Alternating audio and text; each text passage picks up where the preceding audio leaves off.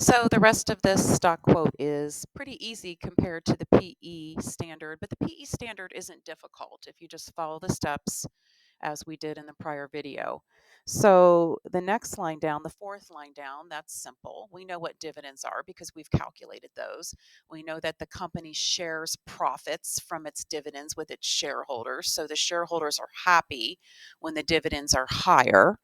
So currently the dividends are at 1.80 per share. So for every share that you own, you're getting $1.80 in dividends last quarter. Beta coefficient. The beta coefficient is, and I'm looking for that right here, 0.87.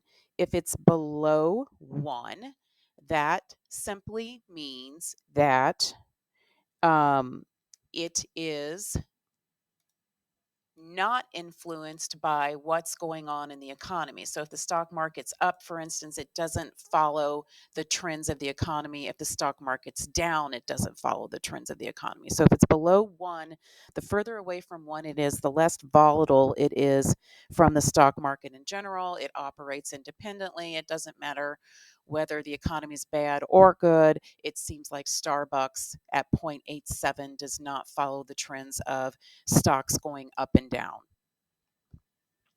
The earnings per share is every share you own, what are you earning per share each year? And you're currently earning 2.40. Higher is better. So to review, higher is better on earnings per share. Every share you own, how much are you earning per year? The dividend higher is better.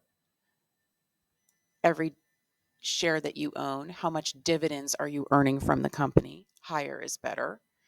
Beta coefficient, it depends on if you want it to follow the market trends or not. If the market is trending bad right now, then you probably don't want it to follow the market. Maybe the market's doing well, so you want to buy companies that are trending with the market.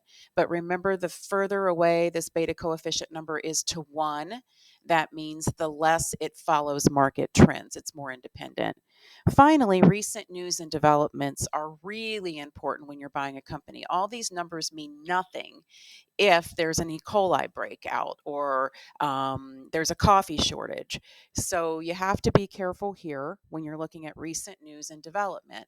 I always tell folks to look up, for instance, the name of the company, and you could put in Google searches such as stock news, company news, and look up, like, here's a great article. Is Starbucks stuck a buy right after reporting earnings?